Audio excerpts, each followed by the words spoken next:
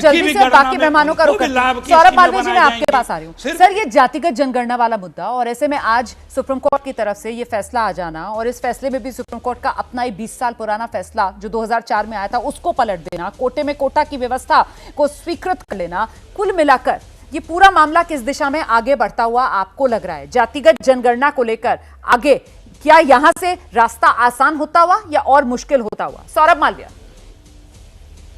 रुमाना जी, जातीय जनगणना किसी भी स्थिति में देश में होनी चाहिए, इसका विरोध तो बिल्कुल गलत है क्योंकि यह समय की मांग है और जो मूलभूत आवश्यकता है समाज की, यानी समाज प्रगति करे, समाज का सामाजिक, आर्थिक, शैक्षिक जो पीछे रह गए हैं उनको मुख्य धारा में लाना, यही तो सरकार की नीति है। ठीक है, तो विपक्षी दलों की और सरकार की दोनों की नीति स्पष्ट होनी चाहिए। उस नियति में क्या दोष है इसको देखने की जरूरत है। दो तीन सवाल मैं खड़ा करता हूं। पहला ये कि 2011 में गणना हुई, उसकी रिपोर्ट 14 तक सार्वजनिक नहीं हुई, आखिर क्या कारण था? एक। दूसरा कि जाति का मामला बहुत उलझा हुआ है इस देश में। जो उत्तर प्रदेश में एससी वर्ग में आते हैं वो मध्य प्रदेश में ओबीसी में आते हैं, जो झारखंड में ओबीसी में आते हैं वो उड़ीसा में ट्राइबल में आते हैं। तो इन सारी चीजों की क्लियरिटी सरकार के द्वारा एकदम होनी चाहिए। लेकिन जो पूर्व में एक वक्ता बता रहे थे, बड़ी साफ बात बता रहे थे कि आखिर विपक्षी दलों के मनसा में वोट बैंक किसके पीछे क्यों दौड़ रहा है।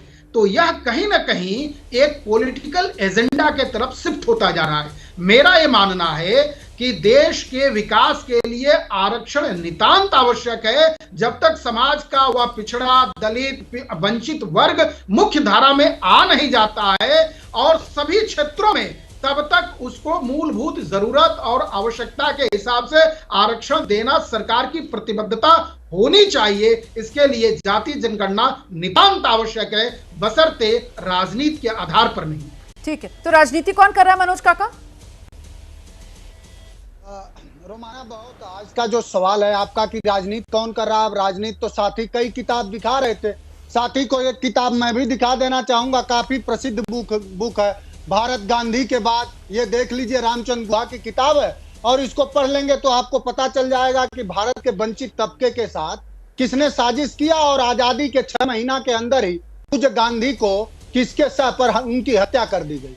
सवाल यह है कि जो आज का फैसला आया है, जो संवैधानिक बेंच का एक फैसला आया है, अपने ही एक फैसले को सुप्रीम कोर्ट ने, जो आंध्र प्रदेश का था, आज पंजाब के मामले में देवेंद्र सिंह वर्सेस पंजाब स्टेट का मामला था, आज जो सुप्रीम कोर्ट ने जो फैसला सुना है। सवाल यह है कि जब आपने जो बात आप कह रही हैं, जो संविधान का हक है कोई खैरात में नहीं मिल गया।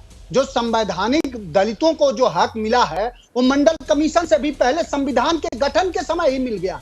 वो संविधान के हमारे अनुच्छेद 15(4) और 16(4) में उल्लिखित है।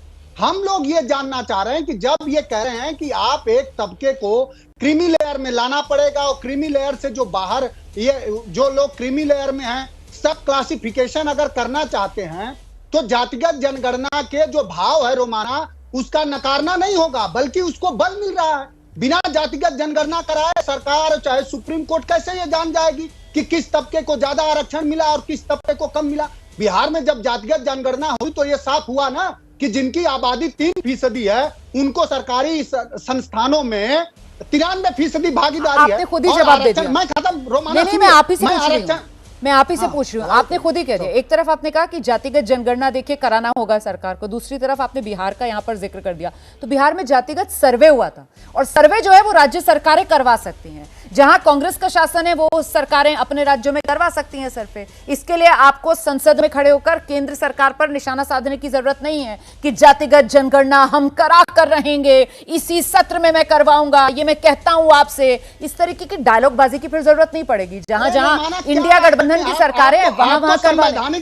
मैं इसीलिए आपसे जानना चाह रही हूँ, मैं इसीलिए आपसे समझना चाह रही हूँ कि क्या माना जाए। नहीं, एक पक्ष नहीं, मैं तो आज के सुप्रीम कोर्ट के फैसले के बाद आपसे ये जानना चाह रही हूँ कि इसके बाद आज के फैसले के बाद जो आप लोग मांग करते हैं कि जातिगत जनगणना इसलिए जरूरी है ताकि आरक्षण का दायरा बढ़े, क्या वो आरक्षण का दायरा बढ़ाना जरूरी है? आज सुप्रीम कोर्ट ने अपने फैसले में कह दिया कि जो आरक्षण का दायरा है उसी में कोटा के भीतर कोटे के जरिए आप हिस्सेदारी भागीदारी बढ़ा सकते हैं। मैं बस ये जानना चाह रही हूं आपसे। सुप्रीम कोर्ट ने जो कहा है, जो सुप्रीम कोर्ट ने कहा है उसकी समीक्षा होनी चाहिए।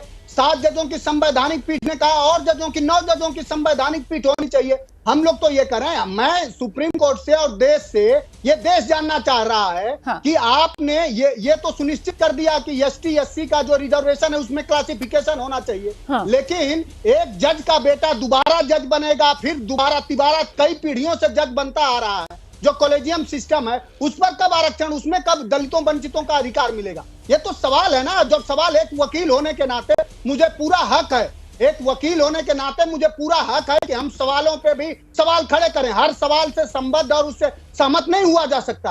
क्या सुप्रीम कोर्ट ने इस देश में यह देखने का या सुनिश्चित करने का काम किया कि सरकार में, संस्थान में, विश्वविद्यालयों में और धार्मिक संस्थानों में दलितों पिछड़ों की क्या 21% आबादी आरक्षित है?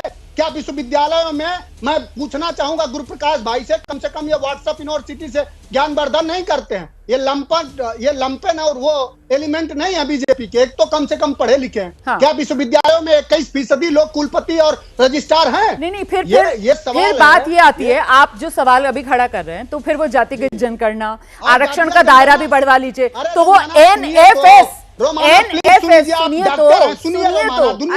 तो मनोज जी, एनएफएस तो ये तो अल्फाबेट फिर भी रहेंगे ना, नॉट फाउंड सूटेबल ये शब्द तो उसके बाद भी रहेंगे ना डिक्शनरी में। इनको चलाने वाले हाथ जो है वो ऐसा नहीं है वो सोच एकदम खत्म हो जाएगी और एनएफएस लिखना बंद हो जाएगा। तो वो जो आप समस्या जिसकी ओर आप इशारा कर रहे हैं सर, उसका समाधान